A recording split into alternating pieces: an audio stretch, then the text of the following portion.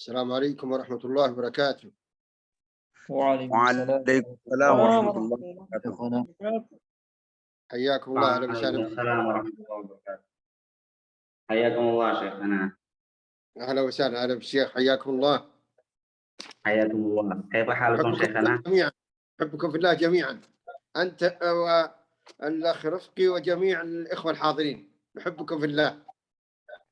أحبكم الله الذي أحببتنا له. نبدأ على بركة الله شيخنا. نعم.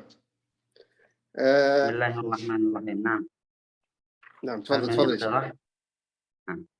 الحمد لله رب العالمين والعاقبة للمتقين ولا عدوان إلا على الظالمين.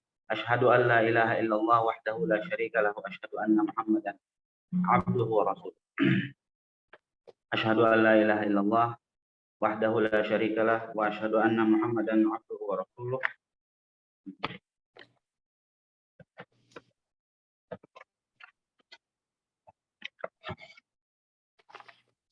Baiklah, insya Allah pada malam hari ini, pada bulan Rabiul Awal 1444 Hijriah, di sini saya berlaku sebagai penerjemah dari apa yang akan disampaikan oleh Syekh pada materi kita, yaitu Ad-Durusul Muhimmah li'ammatil Ummah, pada pembahasan tentang syahadat. Dan insya Allah pada malam hari ini seperti biasa akan disampaikan materinya oleh Fadilatul Syekh Saleh bin Abdul Aziz Al-Kanhal, dan beliau adalah seorang dai di Madinah. Saleh bin Abdul Aziz Al-Kanhal. Afwan ya Syekhana. Afwan. Balabtu. Saleh bin Abdul Aziz. Abdul Aziz bin Saleh Al-Kanhal. Abdul Aziz bin Saleh Al-Kanhal. Ya. Beliau adalah Syekh Abdul Aziz. Saya salah menyebutkan tadi. Ya, adapun Saleh adalah ayahandanya, ya, dan marganya adalah Al-Kanhal. Beliau Syekh Abdul Aziz akan menyampaikan pelajaran tentang Ad-Durusul Muhimmah li'ammatil Ummah, dan insya Allah pada kesempatan malam hari ini yang akan disampaikan adalah berkaitan dengan rukun-rukun Islam.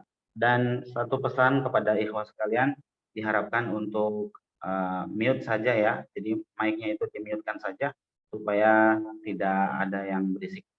Nanti kalau ada sesi tanya jawab, dipersilahkan untuk membuka mic-nya. Tapi kalau sekarang silakan mic-nya dimatikan terlebih. Naam Syekhana, tafadhalu mashkurin ma'jurin. Assalamualaikum warahmatullahi wabarakatuh. بسم الله الرحمن الرحيم. الحمد لله رب العالمين، والصلاة والسلام على نبينا محمد وعلى آله وأصحابه أجمعين. أولا، ما رأيكم في اقتراح أن نبدأ الدروس القادمة، نقدم الدرس 15 دقيقة، نقدمه يعني يصير الساعة 5 إلا ربع، لأن الأذان المغرب عندنا صار يتقدم فينقص الوقت عليكم. فما رأيكم أن نقدم الوقت 15 دقيقة؟ يعني أذان المغرب الآن عندنا صار متى؟ الآن بعد 49 دقيقة، يعني الساعة 6 إلا قليلا، فالوقت صار يتقدم، وقت أذان المغرب صار يتقدم، ونريد أن نقدم الدرس 15 دقيقة. ما رأيكم؟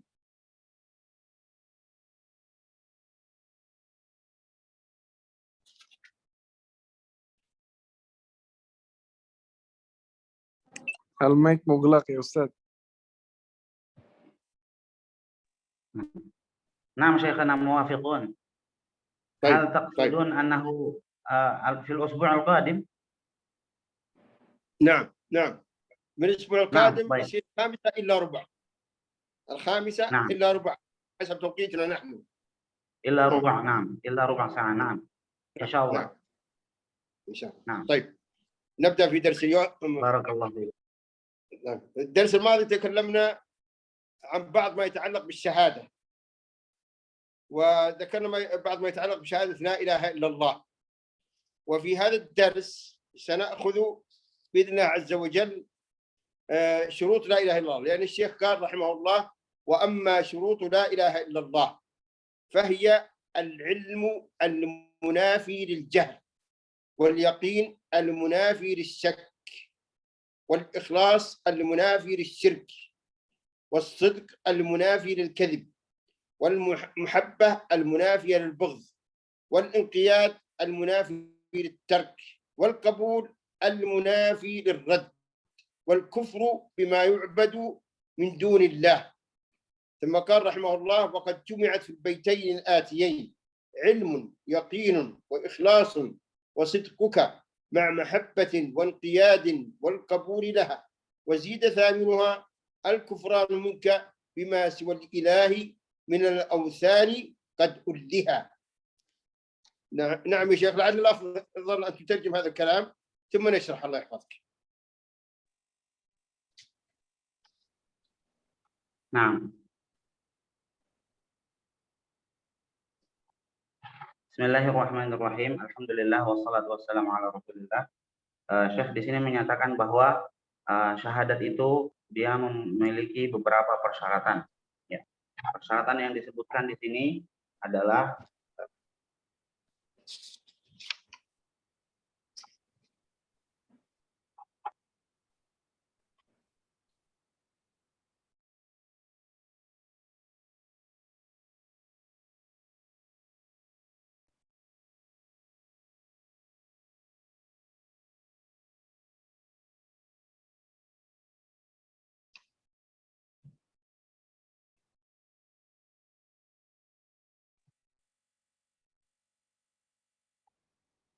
ya, persyaratan yang disebutkan oleh Syekh adalah pertama adalah al-ikhlas.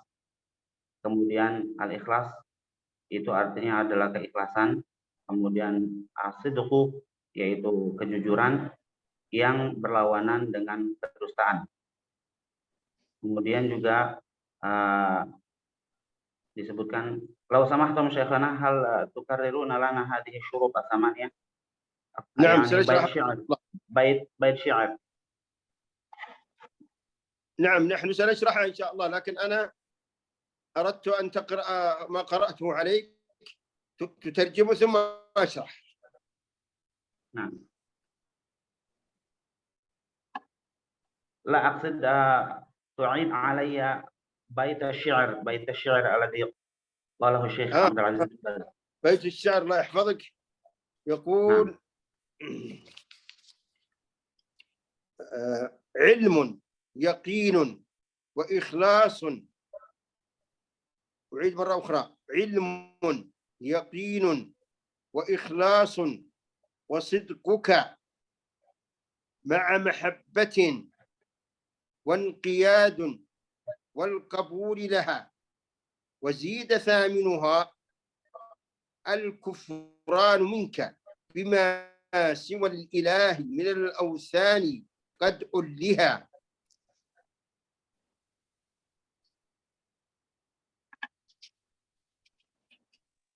Nah, jadi di sini disebutkan di dalam sebuah bait syair ya, jumlah total semuanya persyaratan daripada la ilaha illallah itu ada 8.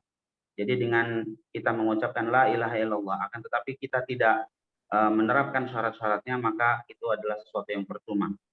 Sehingga supaya ucapan kita mengucapkan kalimat thayyibah la ilaha illallah itu bermanfaat untuk kita semua yang mengatakannya, maka kita harus memenuhi 8 persyaratan yang disebutkan di dalam sebuah bait syair. Di sini pertama adalah kufur terhadap apa yang disembah selain daripada Allah Subhanahu wa taala. Yang paling pertama adalah berilmu, ya, mengetahui makna daripada la ilaha illallah yang berlawanan dengan kejahilan. Jadi harus punya ilmu. Kemudian yang kedua adalah yakin yang berlawanan dengan keraguan. Lalu kemudian ikhlas yang berlawanan dengan syirik. Kemudian mengingkari apa saja yang disembah selain daripada Allah Subhanahu wa taala. Lalu kemudian jujur, as-sidqu al-munafi lil kadzib, jujur diucapkan dengan jujur, bukan dengan kedustaan. Lalu mahabbah atau kecintaan yang bertentangan dengan kebencian. Lalu taat dan menurut ya terhadap konsekuensi daripada ucapan tersebut yang bertentangan dengan al-isyan atau tidak nurut begitu ya. Lalu kemudian menerima ucapan tersebut dan semua konsekuensinya yang berlawanan dengan penolakan. Lalu yang terakhir adalah al-kufranu minka bima siwa al-ilah. Jadi kufur atau tidak mengingkari ya semua yang disembah selain daripada Allah Subhanahu wa taala, itu yang ke-8. Dan insya Allah setelah ini Syekh akan menjelaskan masing-masing syaratnya satu persatu. Nah, Syekh. وقبل أن أشرح الشرط الأول أحب أن أبين مسألة مهمة جدا. قد يقول قائل: من أين أتيتم بشروط لا إله إلا الله؟ يكفي أن يقول المؤمن لا إله إلا الله محمد رسول الله. فنقول هذه الشروط أتى بها العلماء استقراء من النصوص الشرعية من القرآن والسنة، مثل أركان الصلاة، شروط الصلاة، واجبات الصلاة، سنن الصلاة. من أين أتى بها العلماء؟ لا يوجد في القرآن ولا في السنة شيء اسمه أركان الصلاة، شروط الصلاة، واجبات الصلاة. لكن العلماء، علماء المذاهب الأربعة، استقرأوها واستنتجوها من مجموع النصوص الشرعية من القرآن والسنة. وكذلك أقسام التوحيد، توحيد الألوهية، توحيد الربوبية، توحيد الأسماء والصفات. من أين أتوا بها؟ استقراء واستنتاجا من النصوص الشرعية. كذلك شروط لا إله إلا الله أتوا بها من النصوص الشرعية كما سيأتي بيانه. هذا البيان مهم جدا، لأن بعض الناس يحتج ويقول: من أين أتيتم بها؟ لا يوجد في القرآن ولا في السنة شيء اسمه أقسام التوحيد 3، ولا يوجد في القرآن ولا في السنة شيء اسمه شروط لا إله إلا الله. فنقول هذه استقراء، كما أن شروط الصلاة وأركان الصلاة واجبات الصلاة ومستحبات الصلاة أتوا بها استقراء. تفضل يا شيخ حفظك الله. Ya, di sini Syekh menyatakan bahwa mungkin ada orang yang mengatakan, dari mana kamu bisa mendatangkan syarat-syarat dari la ilaha illallah tersebut, bahwa la ilaha illallah itu punya persyaratan-persyaratan yang harus dipenuhi. Ya.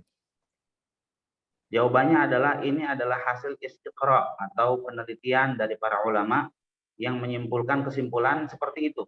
Sebagaimana kita mengetahui misalnya rukun-rukun sholat, syarat-syarat sholat dan lain sebagainya, itu tidak disebutkan di dalam dalil-dalil bahwa himpunannya adalah seperti itu. Tidak ya, tapi disebutkan secara terpisah dalam banyak ayat dan juga hadis ya. Lalu kemudian para ulama menghimpunkannya dan menyimpulkannya dari berbagai macam dalil tersebut ya. Lalu kemudian menyuguhkannya kepada kita sebagai kaum muslimin, disebutkan bahwa persyaratan sholat dan juga rukun-rukun sholat itu seperti ini dan seperti ini. Ya. Begitu juga misalnya pembagian tauhid yang ada 3, misalnya tauhid ar-rububiyah, tauhidul uluhiyah, tauhidul asma wa sifat ya. Yang ada 3 itu pun juga hasil penelitian dari para ulama, di mana mereka menyimpulkan bahwa yang namanya tauhid itu tidak lepas dari 3 macam tersebut. Jadi ini merupakan sesuatu yang sangat penting, karena mungkin ada yang mengatakan, ada yang menyanggah ya, kamu dari mana mendapatkan persyaratan-persyaratan tersebut? Ya, jawabannya sebagaimana para ulama juga mereka itu menemukan dan juga menyimpulkan rukun-rukun dari sholat, kewajiban-kewajiban dan juga sunnah-sunnah sholat misalnya, itu semua mereka simpulkan dari berbagai macam dalil dan dari berbagai macam ayat dan hadis ya. Maka begitu pula dalam hal yang berkaitan dengan akidah, tentang pembagian tauhid dan juga tentang syarat-syarat la ilaha illallah, itu semua adalah hasil istiqra ya, hasil penelitian dari para ulama yang kemudian mereka menyimpulkan hal. Demikian yang disampaikan oleh Syekh. Ahsanallahu ilaikum syekhana, barakallahu fiik. طيب جزاكم الله خير. نبدأ بالشرط الأول. قال رحمه الله: العلم المنافي للجهل. ما معنى العلم المنافي للجهل؟ معناه العلم بمعنى شهادة لا إله إلا الله، أي لا معبود بحق إلا الله سبحانه وتعالى. وهي تقتضي ألا يعبد إلا الله سبحانه وتعالى، وأن نخلص العبادة لله عز وجل. وهذه مسألة مهمة جدا، أن نعرف معنى لا إله إلا الله وما تقتضي لا إله إلا الله من الإخلاص التام لله سبحانه وتعالى. والله سبحانه وتعالى قال: فاعلم أنه لا إله إلا الله واستغفر لذنبك. وبوب الإمام البخاري رحمه الله على هذه الآية، قال: باب العلم قبل القول والعمل. باب العلم قبل القول والعمل. فحتى يحقق المؤمن معنى لا إله إلا الله لا بد أن يعرف هذا المعنى، لا بد أن يعرف هذا المعنى، وإلا فإن بعض المشركين المعاصرين يقولون لا إله إلا الله، وهو يستغيث بالأموات ويذبح لهم وينذر لهم، وهذا كله شرك أكبر، فلا تنفعه لا إله إلا الله. وهو يحج ويعتمر ويصلي، فلا تنفعه لا إله إلا الله. فإذا لا بد من أن نعرف لا إله إلا الله، وأنها تقتضي نبذ الشرك بجميع صوره والإخلاص التام لله سبحانه وتعالى. وهنا بشرى عظيمة، بشرى عظيمة، وهي قول النبي صلى الله عليه وسلم في الحديث الذي رواه الإمام مسلم في صحيحه، قال: من مات وهو يعلم أنه لا إله إلا الله دخل الجنة. ما معنى وهو يعلم؟ يعلم بلا إله إلا الله، يعلم بمعناها ويعمل بما تدل عليه، دخل الجنة. نعم، تفضل يا شيخ. Baik. Persyaratan yang pertama adalah al-ilmul munafi lil jahl, ilmu yang bertentangan dengan ketidaktahuan. Jadi ketika kita mengucapkan la ilaha illallah, kita harus betul-betul memahami maknanya. Jangan hanya sekedar mengucapkan, akan tetapi tidak mengerti akan makna daripada la ilaha illallah tersebut.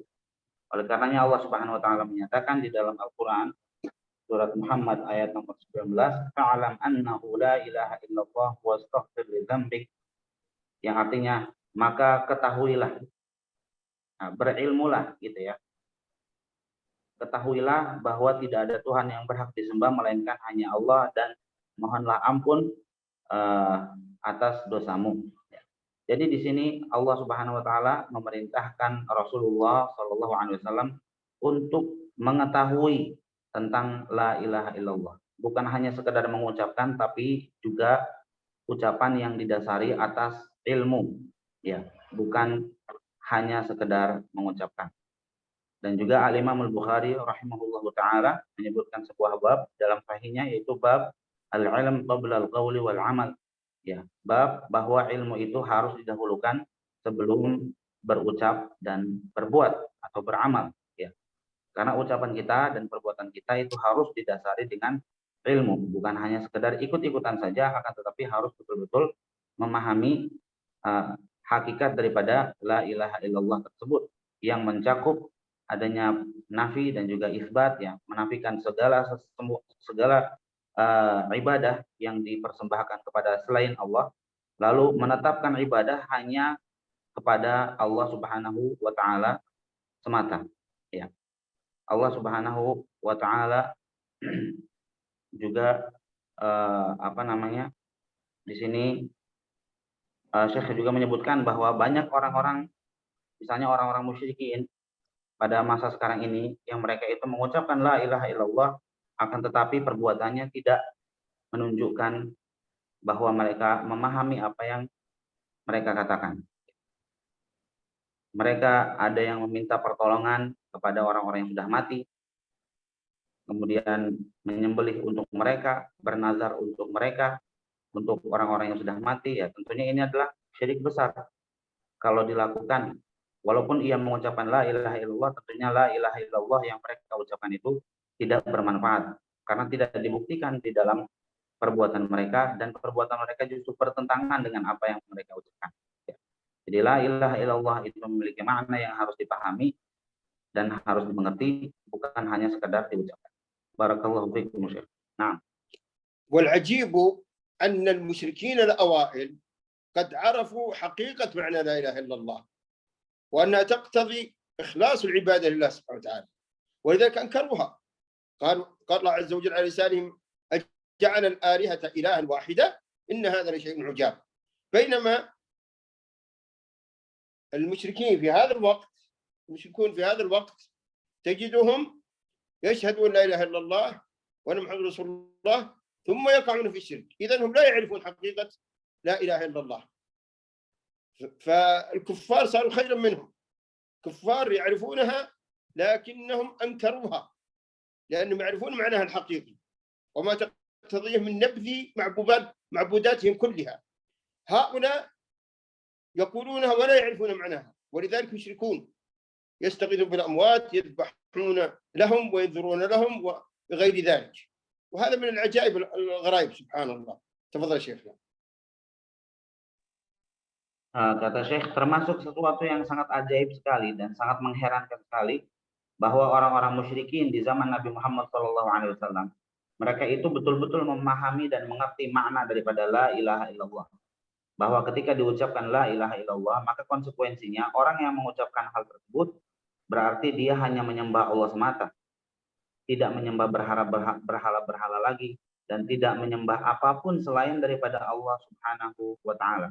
Oleh karenanya mereka mengatakan saat Nabi Muhammad SAW mengajak mereka untuk masuk Islam dan untuk mengucapkan la ilaha illallah, orang-orang musyrikin itu mengatakan aja'alal alihata ilaha wahida inna hadza la syai'un ujab.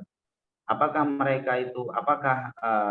dia ingin menjadikan Tuhan-Tuhan yang banyak ini, sesembahan yang banyak ini, ingin dia jadikan cuma satu saja, Allah saja, gitu ya. Sesungguhnya ini adalah sesuatu yang sangat ajaib, ya, sangat mengherankan. Ini adalah sesuatu yang sangat mengherankan. Jadi orang-orang musyrikin di zaman dahulu itu mereka tidak mau mengucapkan la ilaha illallah, tidak mau, enggan dan tidak menginginkan mengucapkan hal tersebut karena mereka tahu maknanya, mereka tahu artinya, mereka tahu kandungan yang ada pada kata la ilaha illallah tersebut, dan bahwa konsekuensinya berarti yang mengucapkan hal tersebut ya tidak boleh dia menyembah patung, menyembah berhala, menyembah apapun selain daripada Allah Subhanahu wa Ta'ala. Oleh karenanya mereka tidak mau mengucapkan la ilaha illallah. Sedangkan di zaman sekarang ada orang-orang yang mereka itu adalah dikategorikan sebagai orang-orang musyrikin, yang mereka banyak juga yang mengucapkan la ilaha illallah akan tetapi minta pertolongan kepada orang-orang yang sudah mati, ya. Kemudian mempersembahkan sembelihan mereka kepada orang-orang yang sudah mati, misalnya. Bernazar juga karena mereka, ya. Tentunya ini mereka sudah terjerumus ke dalam perbuatan syirik akbar, ya. Dan mereka sebagai orang-orang musyrik, walaupun misalnya sebagian di antara mereka ada yang mengucapkan la ilaha illallah karena diucapkan tanpa dasar ilmu, ya. Jadi orang-orang musyrikin sekarang banyak juga yang mengatakan la ilaha illallah akan tetapi tanpa ilmu, sedangkan orang-orang musyrikin di zaman dahulu, di zaman Nabi Muhammad SAW, mereka tidak mau sama sekali mengucapkan la ilaha illallah karena mengetahui dan memahami maknanya. Naam Syekhana. ثم قال الشيخ رحمه الله اليقين المنافي للشك. ما معنى هذه الكلمة؟ معناها أن يقول لا إله إلا الله وهو مستيقن بمعناها، عامل بمقتضاها، ليس في قلبه شك ولا ارتياب. الذي في قلبه شك وارتياب هم أهل النفاق، المنافقون. هؤلاء هم الذين في قلبهم شك وارتياب. وذلك الله سبحانه وتعالى قال إنما المؤمنون الذين آمنوا بالله ورسوله ثم لم يرتابوا. فلا بد أن يكون في القلب قوة إيمان ويقين بهذه الكلمة وبما تدل عليه، ولا يكون في أي شك أبدا. ولذلك الله سبحانه وتعالى قال إنما يستأذنك الذين يؤمنون بالله واليوم الآخر وارتابت قلوبهم فهم في ريبهم يترددون. هؤلاء هم المنافقون. وعن أبي هريرة رضي الله عنه قال رسول الله صلى الله عليه وسلم أشهد أن لا إله إلا الله وأني رسول الله لا يلقى الله بهما عبد غير شاك فيهما إلا دخل الجنة. رواه الإمام مسلم في صحيحه. حديث عظيم جدا أيها الإخوة، يبين لنا قيمة اليقين والثبات وعدم الارتياب.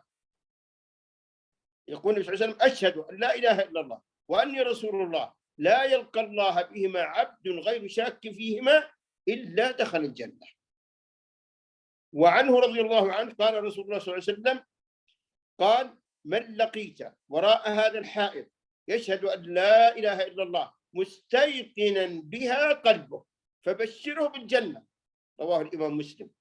الله أكبر. انظروا في هذه الحديث العظيمة، تبين قيمة اليقين والثبات.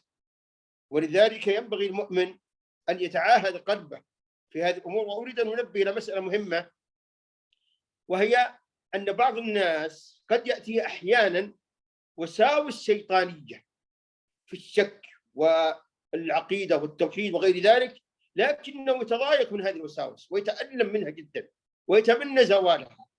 هذا لا يدخل في هذا، لا يدخل في الشك، لا يدخل في أهل النفاق، لأنه مؤمن ومن صدق إيمانه أنه يتضايق ويتألم ويدعو الله أن يزيل عن هذا الشك. فهذا ليس بمنافق ولا يتعارض مع هذه الأحاديث. وقد وجد ذلك بعض الصحابة رضي الله عليهم وسألوا الناس النبي صلى الله عليه وسلم عن ذلك، فقال: أوجدتموه؟ قالوا: نعم. قال: ذاك صريح الإيمان. يعني تتضايق من هذا الأمر تضايقا عظيما وتتألم منه.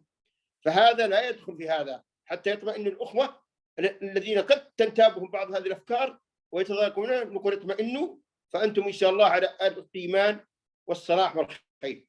تفضل يا شيخ حفظكم الله.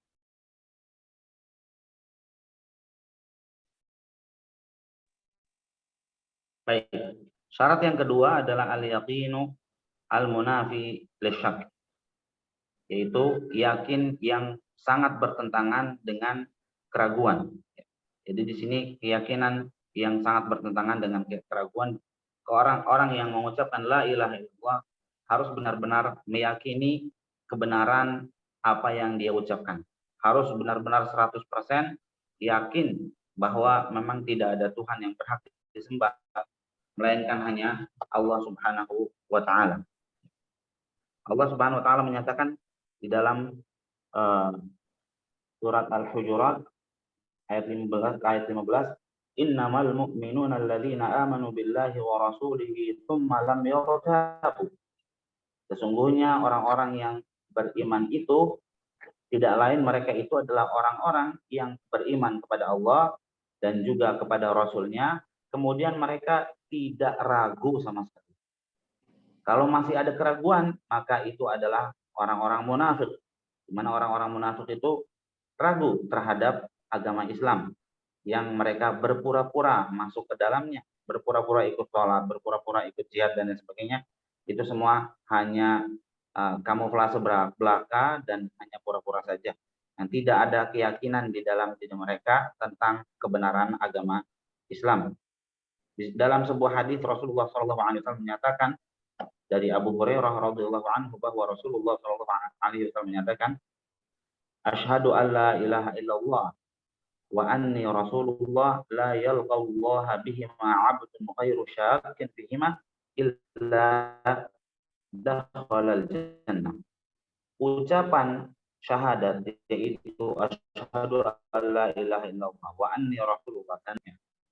Ucapan syahadat tersebut, ya, siapapun hamba Allah yang mengucapkannya tanpa ada keraguan terhadap ucapan tersebut, diucapkan dengan penuh keyakinan, ya, lalu ia berjumpa dengan Allah Subhanahu wa Ta'ala dengan modal ucapan tersebut yang tidak diliputi dengan keraguan, dia ucapkan dengan penuh keyakinan, maka pasti Allah akan memasukkannya ke dalam surga. Lalu dalam hadis yang lain juga Rasulullah SAW menyatakan, ya, man laqita min wara'i hadzal ha'id yashhadu an la ilaha illallah mustaqiman biha qalbuh fabashirhu bil jannah. Siapapun yang engkau temui di belakang tembok ini, siapapun orangnya, dan ternyata orang tersebut meyakini dan bersaksi bahwa tidak ada Tuhan yang berhak disembah melainkan hanya Allah, ya, mustaiqinan biha qalbuhu, di mana hatinya itu betul-betul meyakini apa yang dia ucapkan dan apa yang ia saksikan tersebut, ya. Fabashshirhu bil jannah, berilah kabar gembira kepada orang tersebut bahwa ia akan masuk ke dalam surga. Ya, ini adalah hadis riwayat Muslim. Ya. Jadi di sini Rasulullah Shallallahu Alaihi Wasallam mempersyaratkan orang yang mengucapkan la ilaha illallah itu harus mengucapkannya dalam keadaan yakin terhadap apa yang dia ucapkan. Nah, tadi juga yang bagian pertama ada sebuah hadis yang terlewat dan belum saya terjemahkan, yaitu hadis yang berkenaan dengan ilmu, ya, bahwa Rasulullah SAW menyatakan, man mata wa huwa ya'lamu annahu la ilaha illallah dakhala al-jannah, siapa yang meninggal dunia dan dia itu dalam kondisi berilmu atau mengetahui bahwa tidak ada Tuhan yang berhak disembah melainkan hanya Allah Subhanahu wa taala semata, maka dia akan masuk ke dalam surga. Itu hadis tentang syarat yang pertama. Adapun syarat yang kedua tadi beberapa hadisnya sudah disebutkan, ya. Lalu ada catatan dari Syekh di sini, sebagian orang mungkin ada yang merasa was-was, ya. Ada godaan setan di dalam, ada godaan dari syaitan di dalam hati mereka. Ada was-was gitu, ya. Setan itu berusaha untuk memasukkan keraguan ke dalam hati kita. Namun kita merasa tidak nyaman dengan hal tersebut, merasa ingin melepaskan hal tersebut, ingin hal tersebut hilang dari diri kita, ya. Merasa terganggu dengan bisikan dan rayuan setan tersebut. Maka hal ini tentunya bukan termasuk ke dalam keraguan. Justru itu adalah termasuk ke dalam keimanan, seperti yang disabdakan oleh Rasulullah SAW, bahwa ketika para sahabat itu ada yang datang kepada Rasulullah SAW dan kemudian mengadukan kepada Rasulullah bahwa di dalam hati mereka itu kadang ada gangguan, ada godaan dari setan supaya tidak meyakini agama Islam, atau syubhat-syubhat dan juga pertanyaan-pertanyaan yang membuat mereka itu terjerumus ke dalam keraguan, ya, dalam imannya, ya. Itu semua mereka rasakan dalam hati mereka, dilaporkan kepada Rasulullah SAW, dan mereka ketika merasakan hal tersebut rasanya ingin hal tersebut dijauhkan dari hati mereka, diingkari hal tersebut, ya. Ketika setan menggoda itu langsung diingkari oleh mereka. Maka Rasulullah SAW menyatakan, apakah benar kalian mendapati hal tersebut?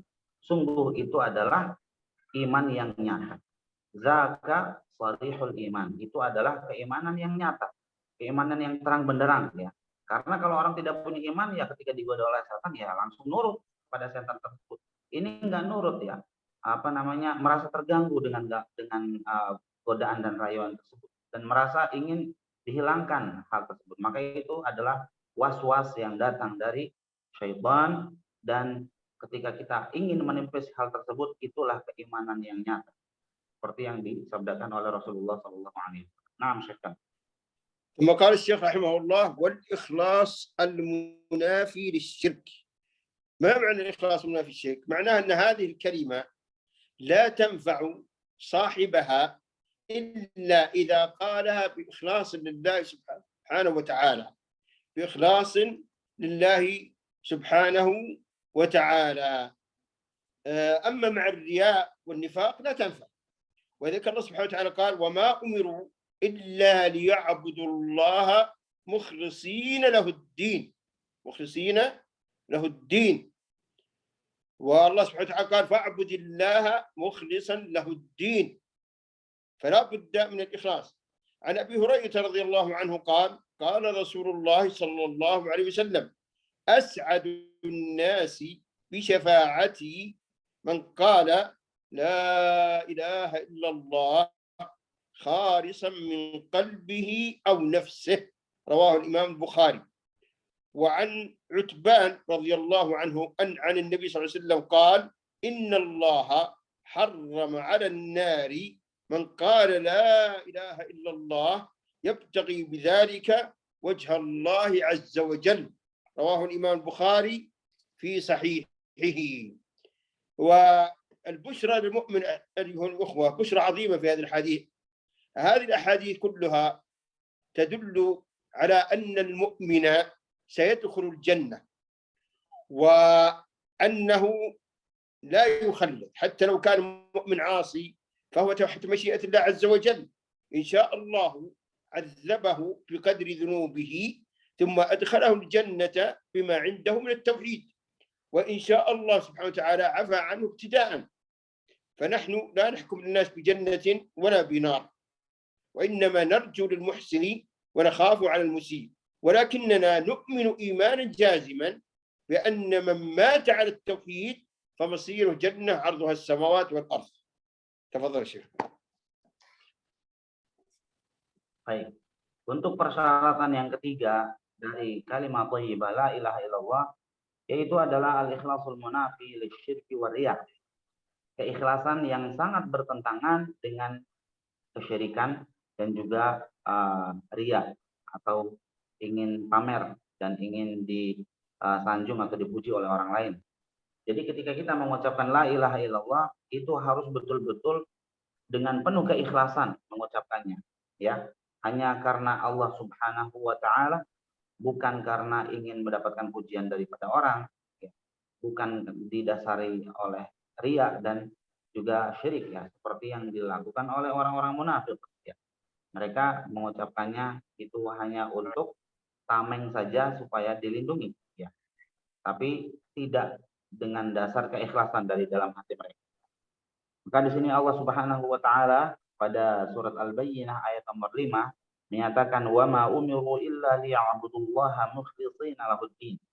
Dan orang-orang ahlul kitab itu mereka tidaklah diperintahkan, ya, melainkan dengan perintah agar mereka itu menyembah Allah semata dengan mengikhlaskan agama kepadanya, dengan mengikhlaskan dan memurnikan ketaatan hanya kepada Allah Subhanahu wa taala.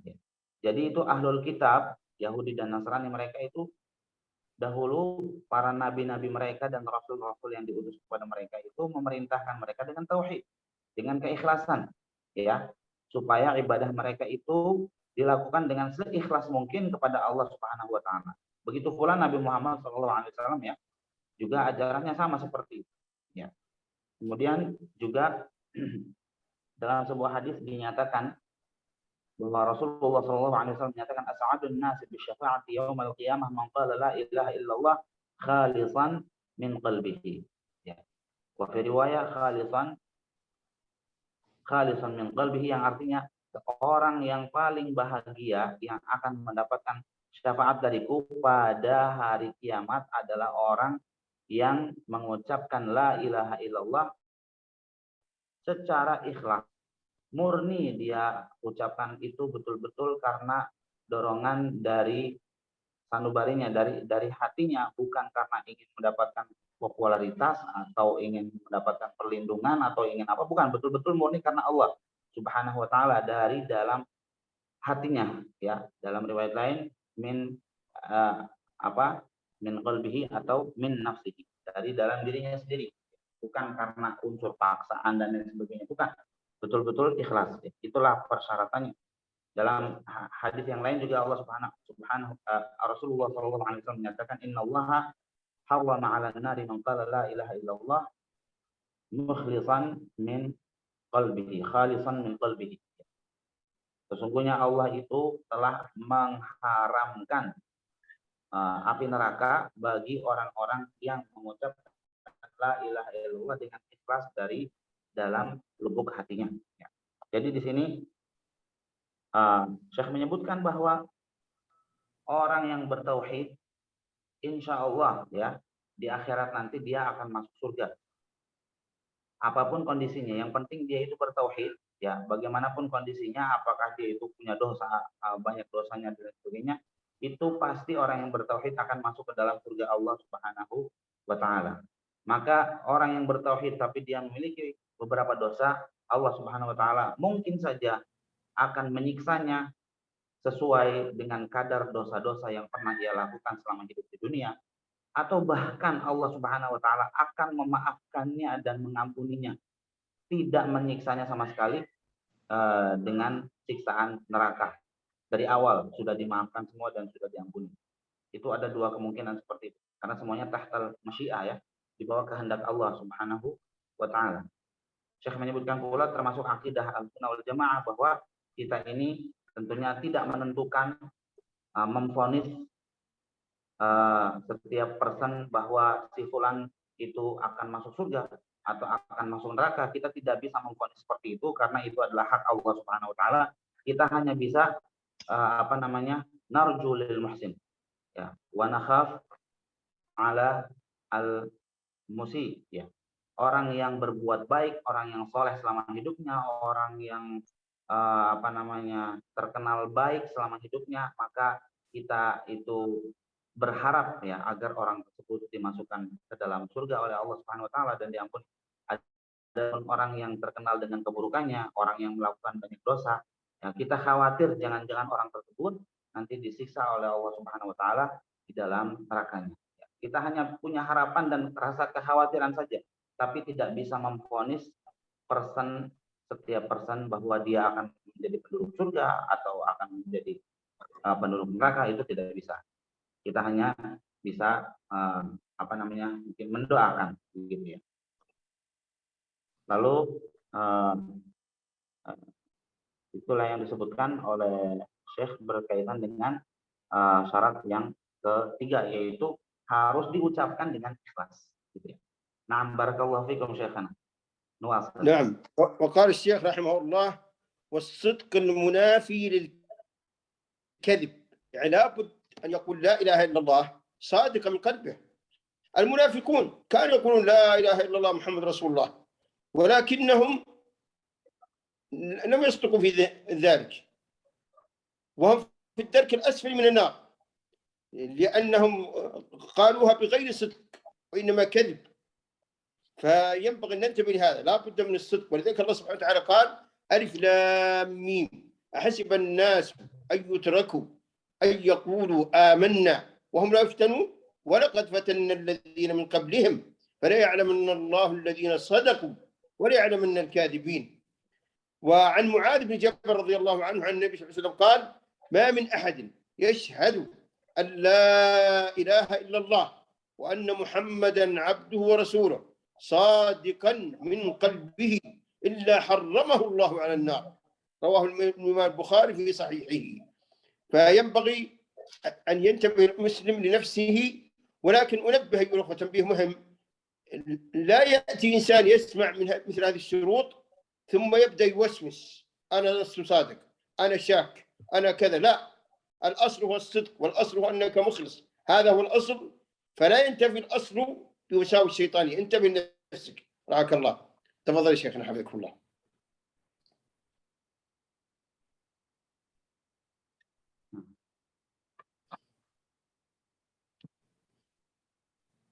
Persyaratan selanjutnya yang keempat adalah as-sidqu al-munafi lil kadzib, ya. As-sidqu di situ artinya adalah jujur, diucapkan apa adanya, ya, tanpa kedustaan. As-sidqul munafi lil kadzib, yang berarti kejujuran yang sangat bertentangan dengan sikap bohong atau dusta, ya. Jadi diucapkannya itu dengan jujur, bukan dengan kedustaan seperti yang dilakukan oleh orang-orang munafikin, di mana orang-orang munafik itu mereka mengucapkan la ilaha illallah, bahkan diucapkan di hadapan Rasulullah Shallallahu Alaihi Wasallam, di hadapan para sahabat, ya. Mereka mengucapkannya, akan tetapi bohong. Mereka mengucapkannya itu, ya, dengan dusta. Sebenarnya mereka tidak meyakini apa yang Allah Subhanahu wa taala menjadikan mereka itu berada di kerak paling dasar di neraka Jahanam, ya. Fidarkil asfali minan nar, yang mereka itulah orang-orang munafikin.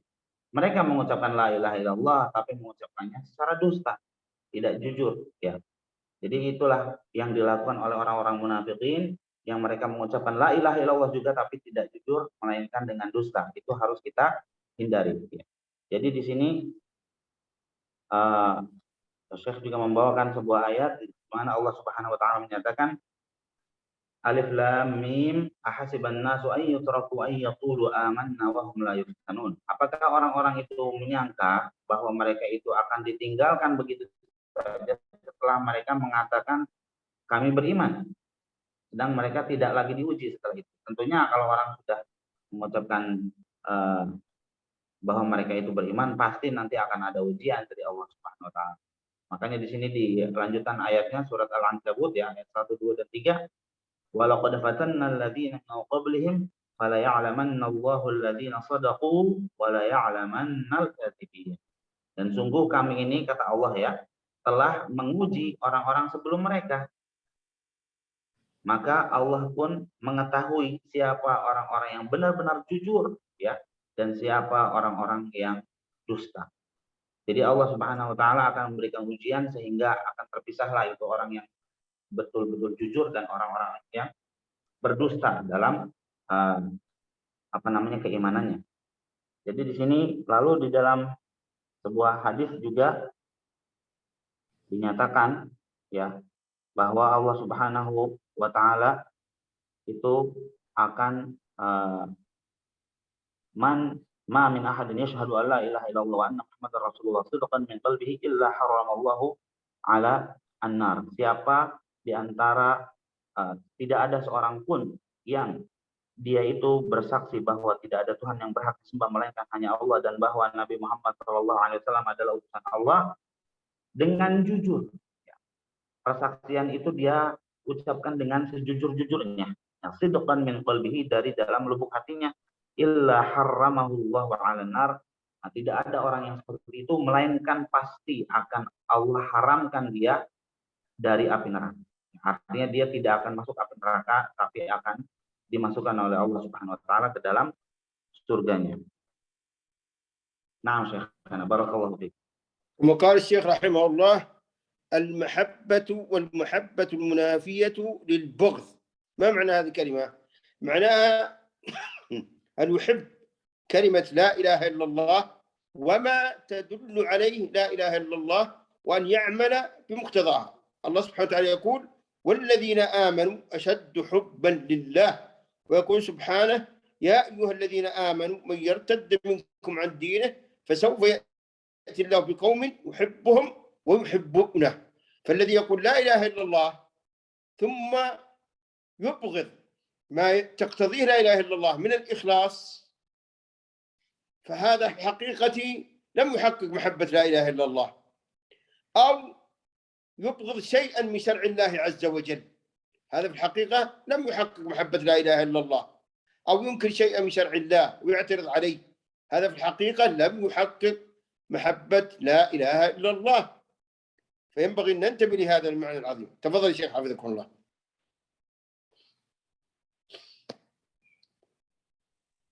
Selanjutnya adalah al-mahabbah al-munafiyah lil bughdi. Ya. Cinta yang sangat bertentangan dengan kebencian. Ya, yang kalau cinta pasti tidak benci. Kalau masih ada rasa benci berarti bukan cinta ya. Cinta yang sangat jauh dari kebencian.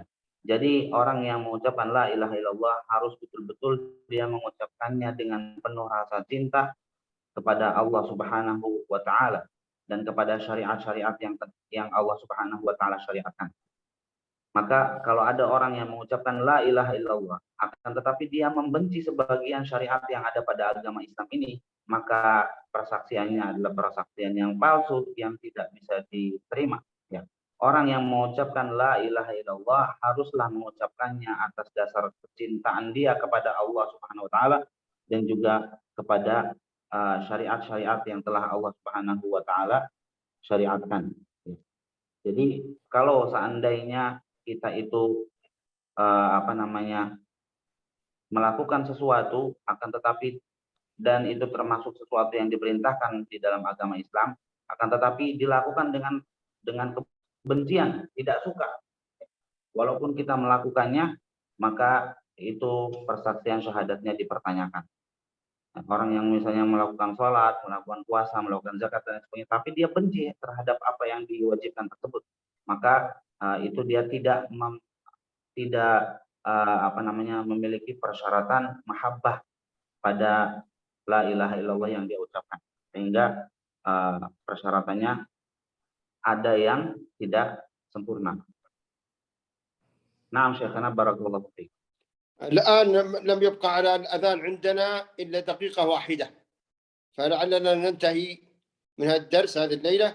وأنا أرى اقتراح من عندي الدرس القادم لو يا شيخ تجمع الأسئلة، لأن الأخوة أكيد عندهم أسئلة من هذا الدرس والدروس التي قبله لم تتمكن من طرحها، فلو تجمع هذه الأسئلة وتطرحها في بداية الدرس القادم، تجمع جميع الأسئلة عند الأخوة والأخوات وتطرحها علي في بداية الدرس القادم، لعل يكون في ذلك خير إن شاء الله.